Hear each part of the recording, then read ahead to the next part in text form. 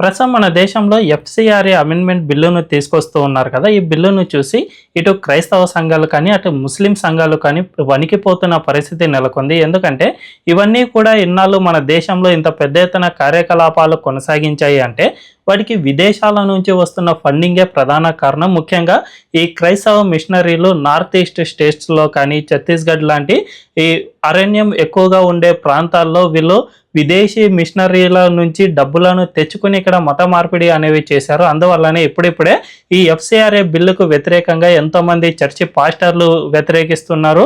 And నాగాలాండ్కు సంబంధించిన కొన్ని church సంఘాలు అయితే మేము ఏకంగా పార్లమెంట్ ఎదుట ప్రొటెస్టుకు సైతం దిగనున్నాం అని ప్రకటించాయి. ఇదే సమయంలో ఇటు జమాతే ఉలేమా ఈ హింద్ అనే ఒక ఇస్లామిక్ సంస్థ కూడా ఈ ఎఫ్సిఆర్ఏ అమెండ్మెంట్ బిల్లును పూర్తిగా వ్యతిరేకిస్తుంది. మేము అసలు ఈ బిల్లును యాక్సెప్ట్ చేయబోము, ఎందుకంటే దీనివల్ల మేము చాలా నష్టపోతాం అనే విధంగా ఆ సంస్థ వాదిస్తుంది. అయితే ఈ ఎఫ్సిఆర్ఏ అమెండ్మెంట్ బిల్లు తర్వాత మన దేశంలో ఖచ్చితంగా హలాల్ సర్టిఫికేషన్ బ్యాన్ తీసుకురావాల్సిన అవసరం ఎంతైనా ఉంది. ఎందుకంటే ఈ హలాల్ సర్టిఫికేట్ ద్వారా మన హిందువులు అంటే మనం డైలీ ఉద్యోగాలు చేసుకునే లేదంటే ఏదైనా పని చేసుకునే డబ్బులను సంపాదిస్తాం కదా, ఆ డబ్బులను మనం ఉగ్రవాద దాడుల్లో పాల్గొని ఉంటారు కదా ఉగ్రవాదులు, అలాంటి వాళ్లకు ఫండింగ్ చేస్తూ ఉన్నామని మీలో ఎంతమందికి తెలుసు?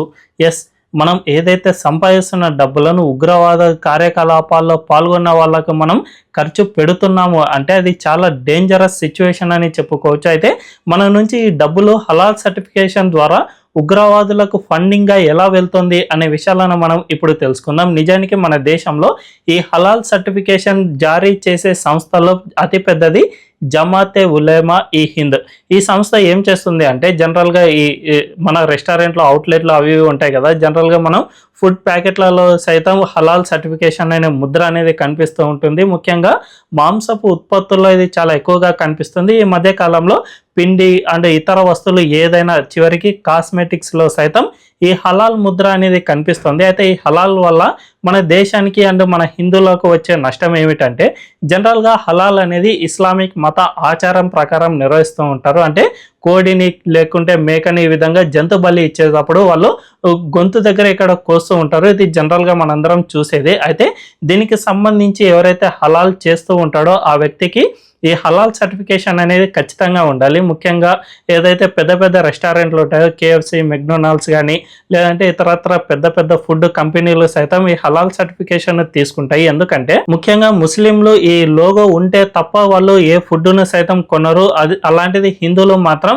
ఏ లోగో ఉన్నా ఏం లేకున్నా కానీ మనం అసలు పట్టించుకోం, జనరల్గా తీసేసుకుంటూ ఉంటాం. అందువల్లనే మన దేశంలో పెద్ద పెద్ద మల్టీనేషనల్ కంపెనీలు సైతం ఈ హలాల్ సర్టిఫికేషన్ పొందుతూ ఉన్నాయి. అయితే దీనికి ప్రతి సంవత్సరం వీళ్ళు 20,000 రూపాయల నుంచి అంటే ప్రోడక్ట్కు సంబంధించి ఆ ప్రోడక్ట్ ఎలాంటిది, దాని సప్లై అనేది ఎంతవరకు ఉంది అనే దానికి సంబంధించి ఈ ఛార్జెస్ అనేవి విధిస్తూ ఉంటారు. ఆ విధంగా ప్రతి సంవత్సరం ఒక్క ప్రోడక్ట్కే 20,000 రూపాయలు చెల్లిస్తూ ఉన్నారు. అంటే జనరల్గా ఒక కంపెనీ ఒక 5-6 హలాల్ సర్టిఫికేట్ ప్రోడక్ట్స్ను ఉత్పత్తి చేసినా కూడా దగ్గర దగ్గర ₹1,00,000 వరకు వీళ్ళు వసూలు చేస్తూ ఉంటారు. సో దీనంతటికి ఈ డబ్బులన్నీ ఎక్కడికి వెళ్తాయి అంటే జనరల్గా ఈ జమాతే ఉలేమా ఈ హింద్ అనే సంస్థ ఏం చేస్తుంటుంది అంటే జనరల్గా 26/11 ముంబై ఉగ్రవాద దాడులు జరిగాయి కదా, ఆ ఉగ్రవాద దాడుల్లో కానీ లేకుంటే 2006లో జరిగిన మాలేగావ్ బాంబ్ బ్లాస్ట్లో కానీ 7/11 అటాక్స్లో కానీ ఈ విధంగా మన దేశంలో జరిగిన ఉగ్రవాద దాడుల్లో ఎవరైతే ఉగ్రవాదులు ఉంటారో వాళ్ళందరికీ వీళ్ళు లీగల్ ఎయిడ్ అనేది సపోర్ట్ చేస్తూ ఉన్నారు. అంటే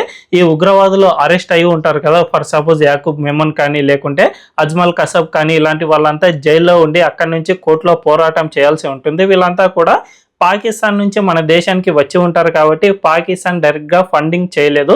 ఆ దేశం నుంచి వీళ్ళకు లీగల్ ఎయిడ్ సపోర్ట్ అనేది రాదు. సో వీళ్ళ తరపున ఎవరైతే లాయర్లు కోర్టులో వాదనలు వినిపిస్తారో వాళ్ళకు లాయర్ ఫీజుగా ఈ జమాతే ఉలేమా ఈ హింద్ తన సంస్థకు వచ్చిన నిధుల నుంచి వాళ్ళకు ఖర్చు పెడుతుంటుంది. ఈ విధంగా ఏకంగా ఇప్పటి వరకు 700 మంది ఉగ్రవాదులకు ఈ సంస్థనే దగ్గరుండి మరి ఫండింగ్ చేసింది అండ్ వాళ్ళకు లీగల్ ఎయిడ్ అనేది లభించింది. వీళ్ళలో చాలా మంది ఇప్పటికే దోషులుగా తేలారు. అంటే నిజమైన ఉగ్రవాదులకు సైతం ఈ సంస్థ లీగల్ ఎయిడ్ అందించింది అంటే ఇది ఎంత ఘోరమో అర్థం చేసుకోవచ్చు. సో మన హిందువులు రోజువారీ కష్టపడి సంపాదించే డబ్బును కాస్త వీళ్ళు హలాల్ సర్టిఫికేషన్ ద్వారా ఈ ఉగ్రవాదులకు ఫండింగ్ చేస్తూ ఉన్నట్టు మనకు స్పష్టంగా అర్థమవుతుంది. ఇప్పటికే యూపీ లాంటి రాష్ట్రాల్లో ఈ హలాల్ సర్టిఫికేషన్ను పూర్తిగా అంటే కంపల్సరీ అని కాకుండా దీన్ని కొద్దిగా సడలించారు. అంటే జనరల్‌గా మనం సౌదీ అరేబియా ఇలాంటి దేశాలకు మనం ఎగుమతి చేస్తూ ఉంటాం కాబట్టి అక్కడ హలాల్ లోగో లేకుంటే వాళ్ళు అస్సలు కొనరు. మన హిందువుల్లాగా ఇవన్నీ లైట్ తీసుకునే వాళ్ళు కాదు. వాళ్ళు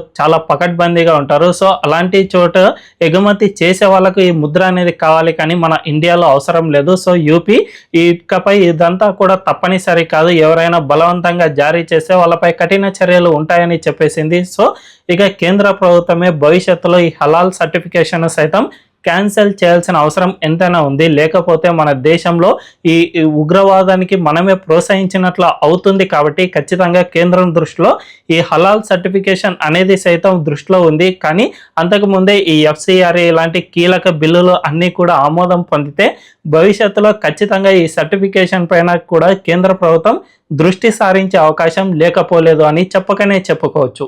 మరి ఈ విషయంపై మీ అభిప్రాయం ఏంటో కామెంట్ల రూపంలో తెలియజేయండి.